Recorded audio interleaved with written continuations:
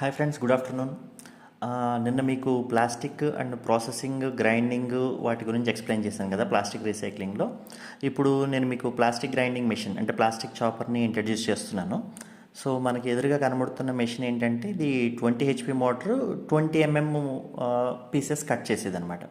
అంటే నేను మీకు చెప్పినట్టు ప్లాస్టిక్ని రకరకాలుగా సాగ్రిగేట్ చేసుకుంటాం కదా, కలర్ కానీ, హెచ్డిపి కానీ, ఎల్డిపి, తర్వాత పెట్, పీపీ అలాగా. సో ఇది ఏంటంటే మీకు ఎదురుగా కనబడుతున్నది హెచ్డిపి బాటిల్స్ అనమాట.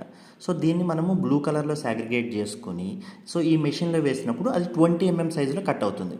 అంటే different types of machine capacity, different types of లెంత్లో మనం కట్ చేసుకోవచ్చు. అంటే ఇప్పుడు కస్టమర్ రిక్వైర్మెంట్ని బట్టి అది 10 mm, 15 mm, 20 mm అలా డిఫరెంట్ సైజెస్లో చేసుకోవచ్చు. మెషిన్ కెపాసిటీ కూడా పర్ డే మనం 500 kgs చేసుకోవాలా, లేకపోతే 1 ton చేసుకోవాలా అనే దాన్ని బట్టి, సో మన రిక్వైర్మెంట్ని బట్టి, అక్కడ ఉండే పవర్ అవైలబిలిటీని బట్టి మనం చేసుకోవచ్చు. సో ఈ మెషిన్